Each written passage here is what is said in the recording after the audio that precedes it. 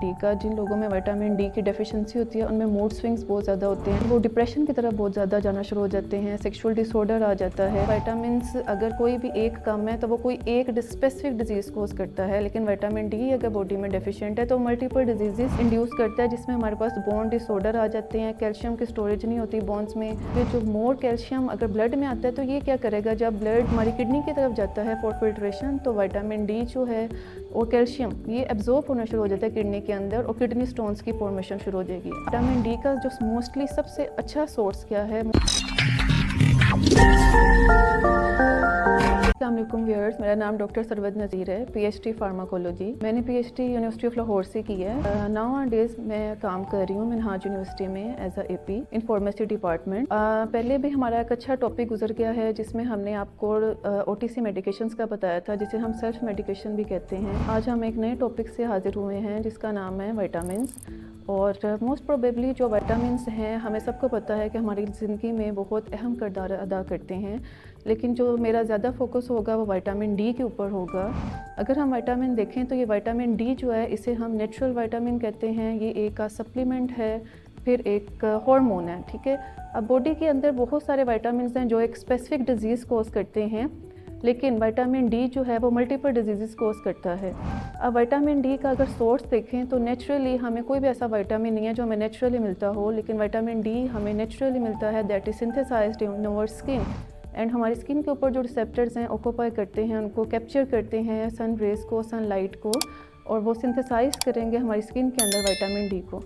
अब vitamin D जब synthesise हो जाता है तो बॉडी के अंदर बहुत से केमिकल्स प्रेजेंट होते हैं, हार्मोन्स होते हैं जो उसे कैप्चर करके तो ब्लड में ले जाते हैं। जब ब्लड में चला जाता है विटामिन डी तो बूस्ट करता है कैल्शियम एंड फॉस्फोरस को। अब आप ये देखें कि कैल्शियम एंड फॉस्फोरस कितना नेसेसरी है हमारी बोन्स के लिए, बोन्स डिसऑर्डर्स के लिए, जॉइंट्स इन्फ्लेमेशन के लिए, और उनको ऑक्यूपाई करता है और इम्यून सिस्टम को जो है वो बूस्ट अप करता है, इंक्रीज़ करता है इम्यूनिटी को। अब हम ये देखें कि विटामिन डी का जो मोस्टली सबसे अच्छा सोर्स क्या है। मोस्टली जो उसका सोर्स है वो सनलाइट है, सनलाइट का एक्सपोजर है। फिर हम ये देखें कि कौन सी सनलाइट है पूरे डे में जो हमें ज़्यादा जो है ना उसको लेना चाहिए। तो वो आपके पास जो टाइम है 10 to 12 का 12 आवर में जो विटामिन डी का एक्सपोजर होता है वो सबसे अच्छा है। लेकिन अब हमने ये देखना है कि हम जो है विटामिन डी का एक्सपोजर कम से कम होता जा रहा है। लोग जो है ना वो प्रेफर करते हैं कि हमारी स्किन का कलर ख़राब ना हो, और ऑफिस वर्क्स हमारे इस तरह के हैं, फिर हमारा काम इस तरह का है कि हमारा ज़्यादा एक्सपोजर नहीं होता। और दूसरा ये है कि कुछ लोग जो हैं जिनकी स्किन डार्क होती है उनमें विटामिन डी की एब्जॉर्प्शन कम होती है। थर्डली हमारे पास वो पीपल आ जाते हैं जो ओबीज होते हैं, वो due to the more fatty molecules that our present in our adipose tissues and skin, वो मैक्सिमम एब्जॉर्प्शन नहीं करते विटामिन डी। अब हमने ये देखना है कि विटामिन डी क्या है, किस में सोलूबल होता है। विटामिन डी जो है वो फैट में बहुत ज़्यादा सोलूबल है। एज अ फार्मासिस्ट मैं आप लोगों को ये सजेस्ट करूँगी कि विटामिन डी को हमेशा जो है वो डाइट के साथ लेना चाहिए, क्योंकि हम जो डाइट लेते हैं उसके अंदर कार्बोहाइड्रेट्स, उसमें प्रोटीन्स और फैट भी होती है।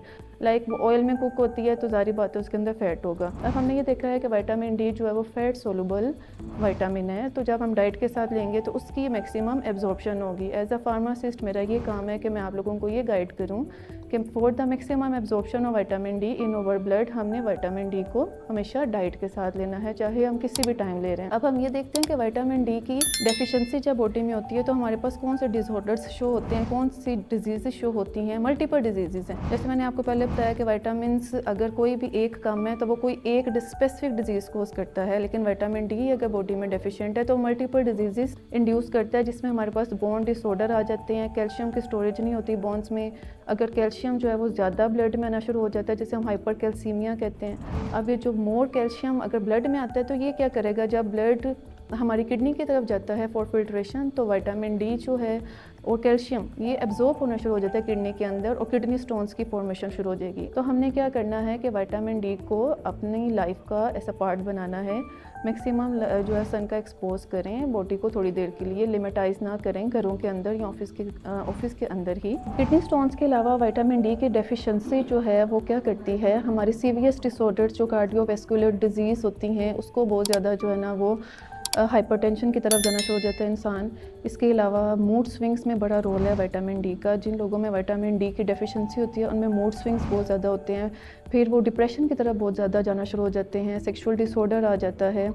इसके अलावा इनमें इम्यूनिटी लेस होना शुरू हो जाती है। अगर कोई एलर्जन का एक्सपोजर होता है तो वह हमारी बॉडी के अंदर जो इम्यून सिस्टम है वो इतना एबल नहीं होता कि वो फाइट कर सके इतने ज़्यादा एलर्जेंस के अगेंस्ट। इसलिए आप ये देखें कि विटामिन डी कितना नेसेसरी है हमारी बॉडी के लिए। तो मैं आपको यही सजेस्ट करूँगी कि आप अपना ब्लड टेस्ट करवाएं। एम्प्टी स्टमक ब्लड टेस्ट करवाना होता है, तो वो जो रिपोर्ट आएगी वो आपने फिजिशियन को चेक करवानी है। तो फिर फिजिशियन आपको ये बताएगा कि आपने कितना इंटरनेशनल यूनिट जो है वो विटामिन डी का लेना है। अब विटामिन डी आपके पास जेल की फॉर्म में भी है, टैबलेट भी हैं, विटामिन डी का एम्प्यूल भी है और इंजेक्शन भी है, जो आप पानी के अंदर डाल के विटामिन डी का क्लियर इंजेक्शन होता है, पानी में डाल के इजीली पिया जा सकता है। टेस्टलेस है, उसका कोई इतना टेस्ट नहीं है और आपको अपीलिंग जो है ना वो अच्छी आएगी। तो विटामिन डी को अगर मैं प्रेफर करूँ तो आफ्टर 3 वीक्स अपना विटामिन डी का लेवल चेक करवाने के बाद 3 वीक्स के बाद इंजेक्शन पिया जा सकता है। द लास्ट स्टडीज़ कंडक्ट की गई हैं रिसेंटली, जिसमें हमने डाटा कलेक्ट किया था। तो हमने अपने पेशेंट्स का एक्सरे जो है ना उसको चेक किया था। अब एक्सरेज में हमने बिफोर जब देखा था कि जब लोग विटामिन डी को एक्सपोजर नहीं ज़्यादा ले रहे, उनके एक्सरेज के अंदर ना रिमॉडलिंग बोन्स बहुत ज़्यादा थी, स्पर फॉर्मेशन था। स्पर का मतलब होता है कि न्यू बोन्स की फॉर्मेशन होना शुरू हो जाती है और जॉइंट्स डिफॉर्मिटी होती है। फिर आफ्टर दैट हमने जब डाटा कलेक्ट किया विटामिन डी देने के बाद, तो 3 मंथ्स तक हमने उस डाटा को कलेक्शन की थी। मेरा रिसेंटली ये आर्टिकल भी पब्लिश्ड हुआ है। तो विटामिन डी में हमने ये देखा था कि जो एक्सरे है वो बहुत ज़्यादा रिकवरी की तरफ पेशेंट गया था, जॉइंट्स की इन्फ्लेमेशन कम हुई थी, जॉइंट्स की हीलिंग होना शुरू हो गई थी।